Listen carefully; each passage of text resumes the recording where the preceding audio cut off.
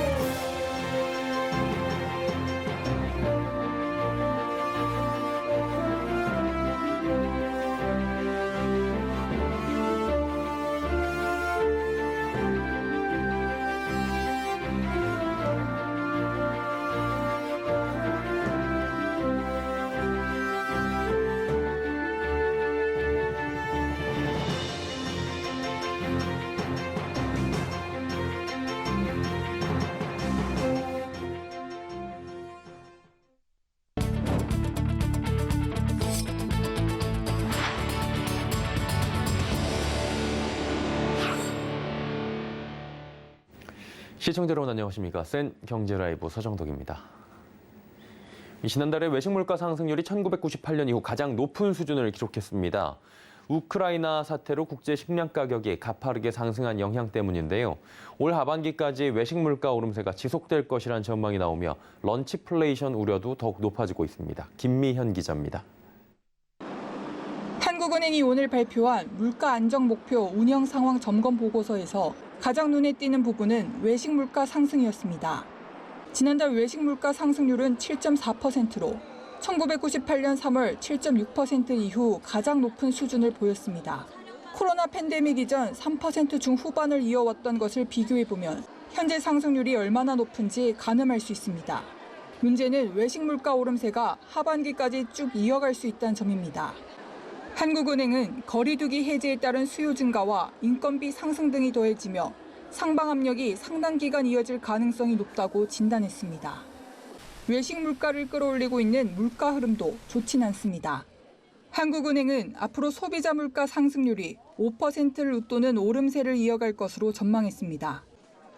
공급과 수요층 물가 상승 압력이 모두 높은 수준을 보이고 있고 원유나 곡물 등 해외 공급 요인 영향이 이어져 하반기에는 물가 오름폭이 더 확대될 것으로 예상했습니다.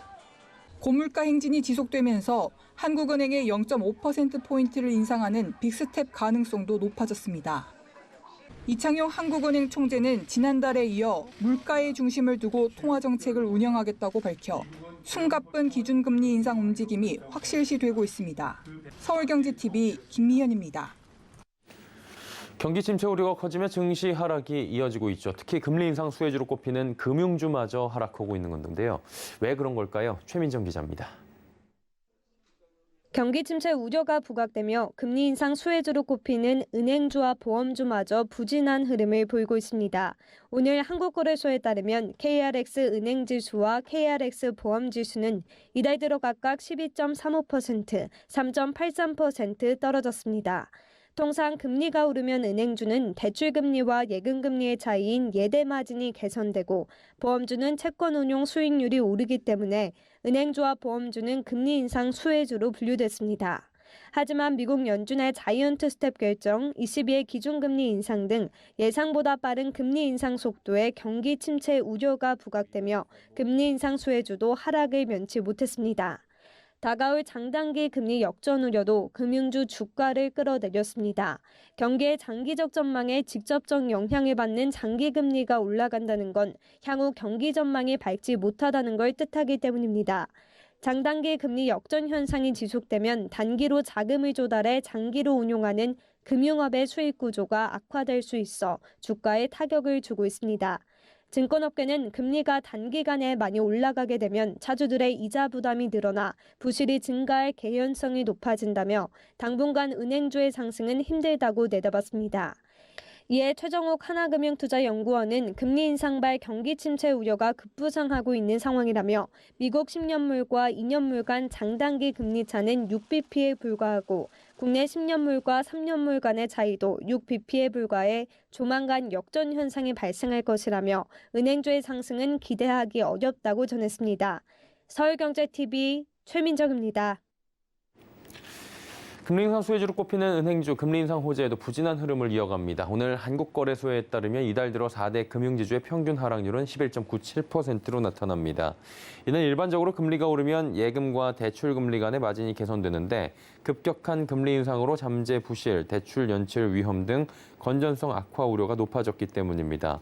증권가에서는 시장금리 상승으로 은행의 이자 마진은 의미 있게 개선되고 있는데 하반기 가계대출 가상금리 축소가 예상되는 등 대출 수요가 회복되기 어려워 투자 의견을 중립으로 하향한다고 전했습니다. 한국거래소의 상장 심사가 늦어지고 있습니다. 21일 한국거래소에 따르면 현재까지 예비 상장 심사를 청구한 52개 기업 가운데 45 영업이일이 지났음에도 결과를 통보받지 못한 기업은 현대오일뱅크와 교보생명, 컬리 등 13개입니다. 거래소는 기업의 자료 제출이 미비하다며 오히려 기업 측이 기술이나 사업성 측면에 부족한 부분을 보강하겠으니 기다려달란 입장이라고 말했습니다. 한 투자은행 관계자는 거래소나 주관사는 상장 실적을 채우는 데 급한 상황은 아니고 기업도 좋지 않은 장에서 기관 수요 예측에 실패할 수 있기 때문에 신중한 것이라고 설명했습니다.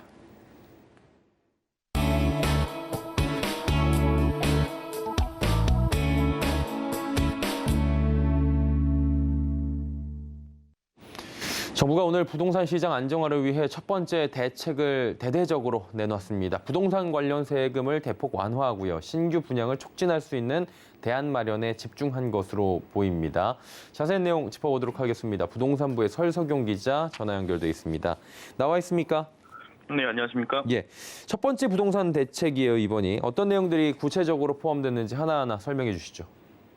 네, 오늘 추경호 부총리 겸 기획재정부 장관은 제1차 부동산 관계장관 회의에서 임대차 시장 안정화를 위한 방안을 설명했는데요. 추 부총리는 세제 금융 지원과 공급 확대를 통해 하반기 임대차 불안 요소에 선제적으로 대응하겠다고 밝혔습니다. 먼저 계약 갱신이 만료되는 임차인에 대한 지원을 강화하겠다고 말했는데요. 함께 들어보시겠습니다. 임대료를 자발적으로 5% 이내로 인상하는 임대인, 즉 상생 임대인에 대해서는 1세대 1주택 양도세 비과세 및 장기 보유 특별 공제에 필요한 2년 거주 요건을 완전 면제하여 계약 갱신을 유도하고. 네, 그러면서 갱신 계약이 만료되는 서민 임차인에 대해서는 지난 4년간 전세 가격 상승폭을 감안해 버팀목 전세대출 보증금과 대출 한도를 확대 지원하겠다고 설명했습니다. 일반 임차인에 대한 지원도 강화하겠다고 밝혔는데요.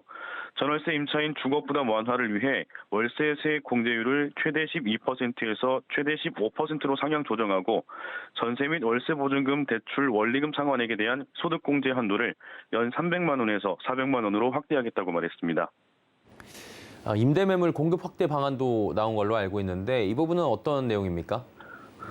네, 추 부총리는 규제 지역 내 주택담보대출의 경우 기존 주택 처분 기한을 6개월에서 2년으로 완화하고 신규 주택 전입 의무를 폐지해 주택 구입 과정에서의 기존 임차인 퇴거 방지 및 임대 매물 확대를 유도하겠다고 말했습니다.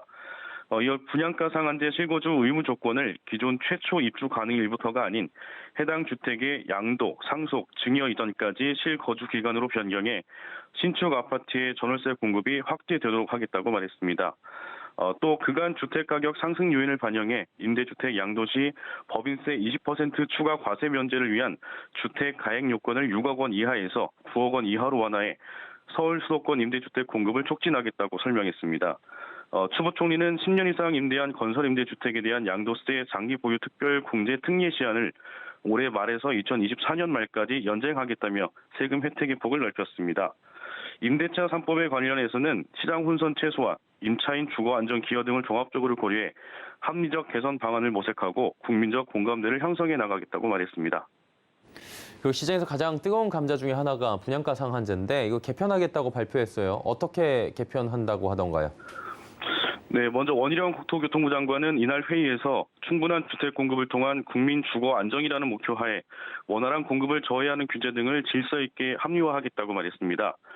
그러면서 분양가 상한제와 허그 고분양가 심사 제도 등을 조속히 개선해 시장 불확실성을 해소하고 원활한 신규 분양을 촉진하도록 하겠다고 밝혔는데요. 원희룡 국토교통부 장관입니다. 이번에 개선안은 실제 사업 주체가 필수적으로 부담하고 있으나 분양가에 반영되고 있지 않은 그러한 비용과 또 최근에 자재비 상승분을 반영해서 제도를 합리적으로 운영하는 데에 초점을 두었습니다. 네, 정부가 이날 발표한 분상제 개선안에는 정비사업 추진에 필수적인 세입자 주거 이전비, 영업 손실 보상비, 명도 소송비, 이주 금융비 등 비용을 분양가에 반영하는 방안이 담겼습니다. 이에 따라 일부에선 분양가 상한제 합리화 추진으로 인해 분양가가 기존보다 1.5%에서 최대 4%까지 오를 거란 전망도 나오고 있습니다. 또 허그의 고분양가 심사제와 관련해서는 분양가 산정을 위한 인근 시세 조사 시 10년 초과 노후 주택을 제외하는 등 객관성을 높이겠다면서 건축비 상승에 대응한 자재비 가산 제도를 도입해 사업 주체의 부담을 경감할 것이라고 설명했습니다. 이번 대책에는 포함되지 않은 250만 가구 플러스 알파 주택 공급 계획은 새 정부 출범 100일 이내에 공개할 방침이라고 밝혔습니다. 예, 새 정부가 본격적으로 부동산 시장 안정화 대책을 추진하고 있는 겁니다. 세액 부담 완화, 공급 물량 촉진에 집중하고 있는 모습인데요. 안정화에 얼마나 영향을 주게 될지 관심이 모아지고 있습니다. 부동산부의 설석용 기자였습니다. 고맙습니다. 감사합니다.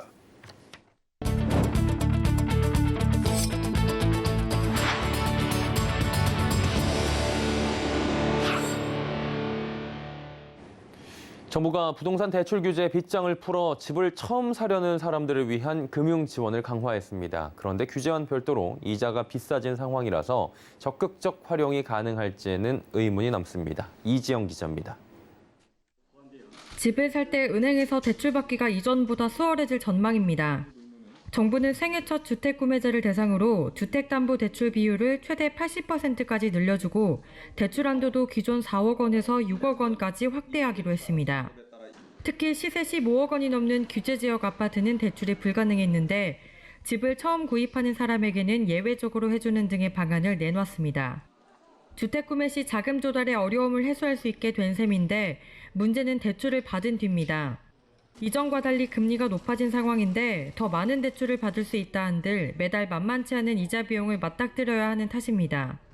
LTV가 이런 혜택이나 또는 어떤 한도들을 갖다가 상향시키는 그러한 조치에도 불구하고 청년 세대나 아니면 생애 최초 구입이라든가 뭐 이런 부문을 이용하는 그러한 구매자가 쉽사리 시장에 매수세로 뛰어들기는 좀 어려운 그런 상황이 아닌가라고 생각이 됩니다.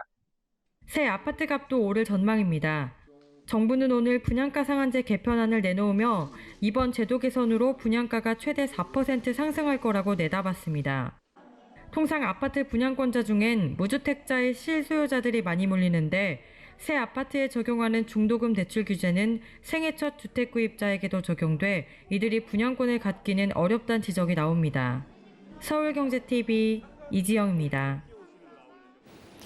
요즘 알뜰폰이 효도폰이라는 말은 옛말이 됐다고 합니다. 고물가 시대에 알뜰폰에 가입하며 통신비를 아끼는 분들이 늘고 있는 건데요. LGU 플러스는 알뜰폰 고객 그리고 중소사업자와 상생하기 위해 플러스 알파 브랜드를 새롭게 론칭했다고 합니다. 김수빈 기자입니다. 최근 들어 MZ세대를 중심으로 알뜰폰 가입자 비중이 증가하는 추세입니다. LGU 플러스에 따르면 U 플러스 알뜰폰 누적 가입자는 2022년 1분기 89만 명으로 2020년 1분기 대비 159% 성장했습니다. 이 가운데 MZ세대 가입자 비중은 2019년 35%에서 올해 42%로 늘었습니다. LGU 플러스는 오늘 꾸준히 늘고 있는 고객에게 제휴 카드 할인, 제휴처 할인 쿠폰 등의 혜택을 제공하고 중소사업자와 상생하기 위해 플러스 알파 브랜드를 선보였습니다. 이와 함께 고객 서비스, 사업 경쟁력, 소통의 내용을 담은 3C 상생 방안을 내놨습니다. LGU 플러스는 업계 최초로 오는 3분기부터 무료 데이터 제공, 노후 유심 교체 등 장기 고객을 위한 케어 프로그램을 운영합니다. 이와 함께 알뜰폰 고객 편의를 위해 1,800여 개의 오프라인 매장에서 CS를 지원합니다. 근처 U+ 매장과 우체국에서도 고객 맞춤형 상담을 지원하게 됩니다. 중소 알뜰폰의 사업 경쟁력 강화를 위해 다양한 지원책을 내놓기도 했습니다. 여기엔 구독형 제휴 요금제 출시, 공용 유심 유통 확대, 셀프 개통 확대, 저렴한 가격의 유심 공급 등이 포함됐습니다. 중소사업자의 추가적인 성장을 위해서는 고객 관점의 서비스 확대가 반드시 필요하고 중소사업자 자체의 경쟁력을 강화하는 것이 중요하다고 생각했습니다. 이를 고객과 소통함으로써 중소사업자들이 더 상생하고 성장할 수 있도록 만들 수 있었던 것 같습니다. LG U+는 가상 공간이 익숙한 2030 세대들을 위해 알파텔레콤 브랜드 세계관을 선보이는 등 고객과의 소통을 강화해 나간다는 방침입니다. 서울경제TV 김수빈입니다.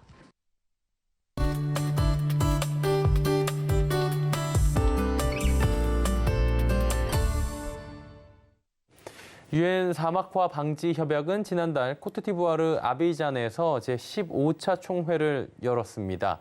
전 세계 토양이 사막화되고 가뭄, 물 부족, 모래먼지, 인류의 토양 착취 등으로 황폐화되고 있는 것을 막기 위한 많은 방안들이 모색이 됐다고 하는데요. 일단 오늘은 토지 황폐화를 막으면 우리에게 돌아올 경제적 이익에 대해서 짚어보도록 하겠습니다. K웨드의 반기성 센터장과 오늘도 함께합니다. 어서 오세요. 네, 안녕하세요. 15차 당사국 총회가 열렸잖아요. 열린 배경이 있을 것 같은데 뭡니까? 먼저 이제 사막화 방지 유엔 협약에 대해서 좀 설명을 해야 될 것 같은데요. 유엔 사막화 방지 협약은 공평하고 포괄적인 방법으로 모든 국민들에게 식량이라든가 물이라든가 피난처라든가 경제적 기회를 제공하기 위해서 토지 황폐의 영향을 완화를 하고 내일의 토지 관리를 촉진하기 위한 다정한 약속이라고 할 수가 있습니다.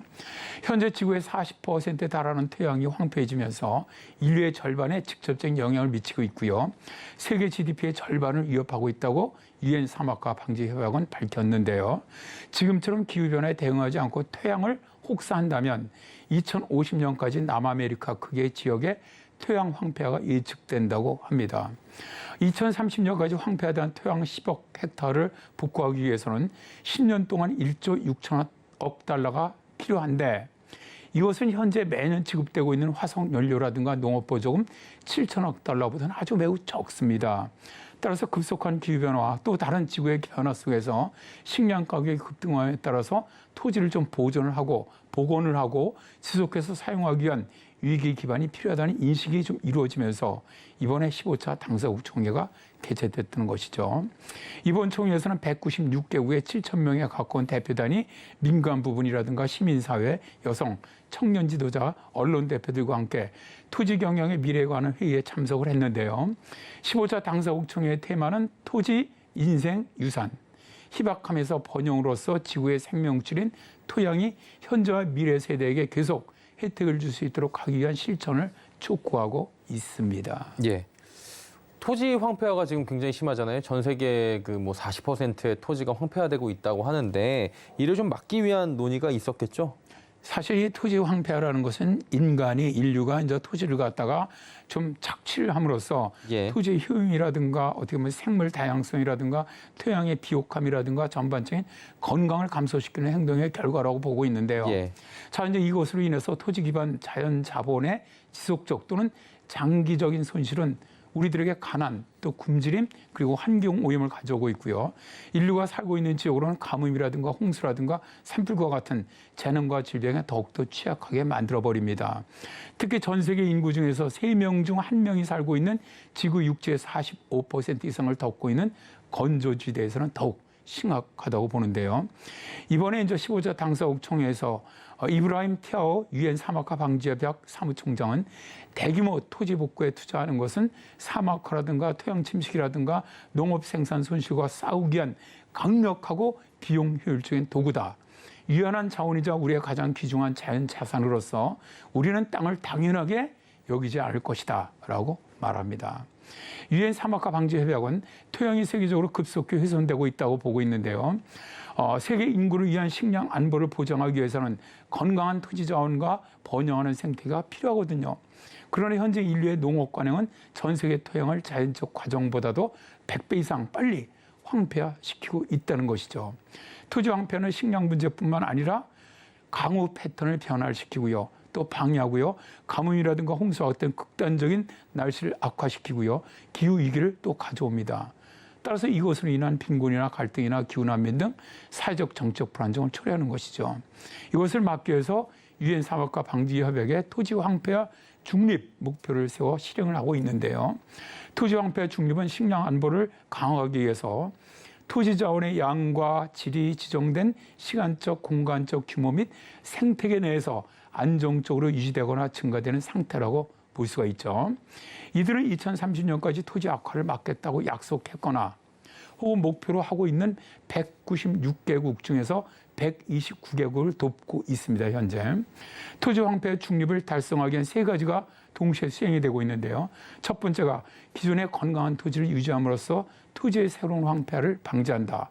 두 번째가 생물 다양성, 토지 건강 및 식량 생산을 증가시키면서 분해를 늦출 수 있는 지속 가능한 토지 관리 관행을 채택해서 기존 분해를 감소시킨다.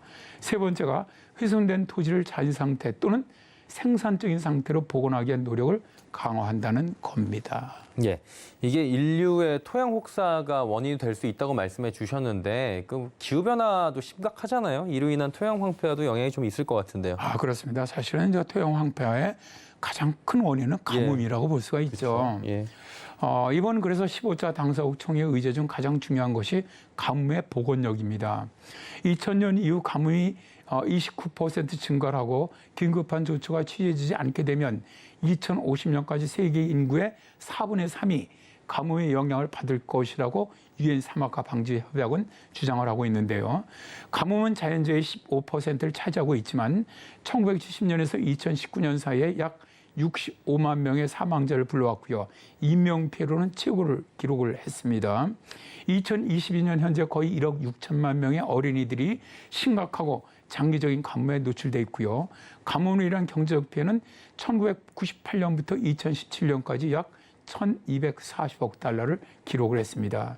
유엔 사막화 방지 협약은 가뭄으로 인한 피해를 상세하게 전망을 하고 있는데요.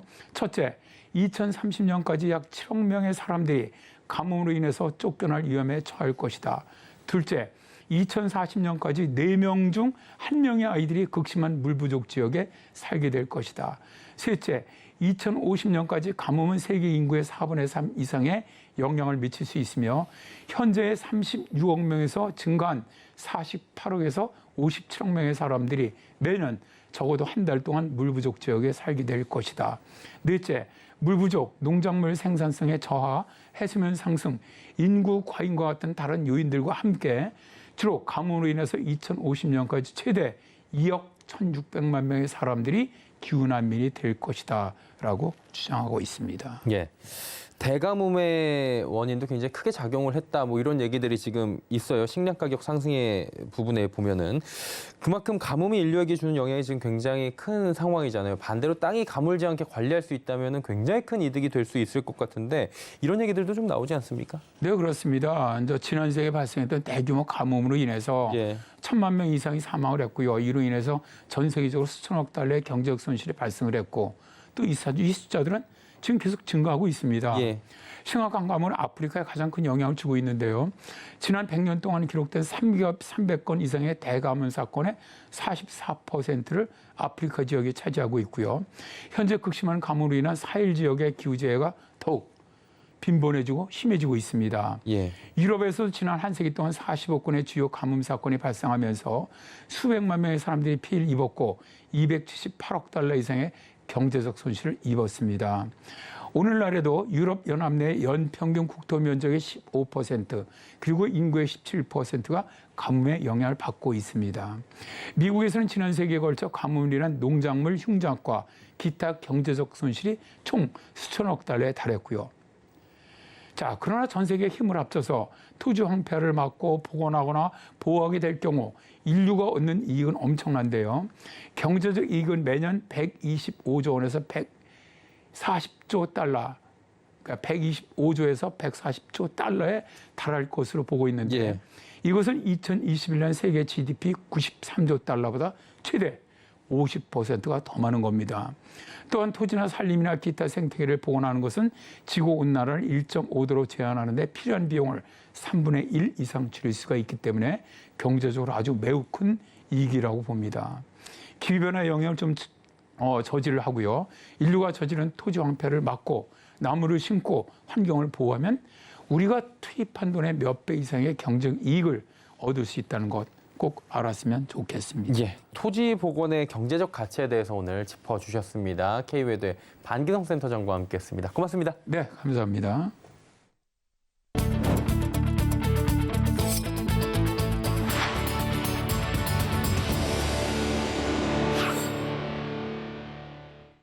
수된 경제 라이브 저희가 준비한 소식은 여기까지입니다. 편안한 저녁 시간 보내시길 바랍니다. 고맙습니다.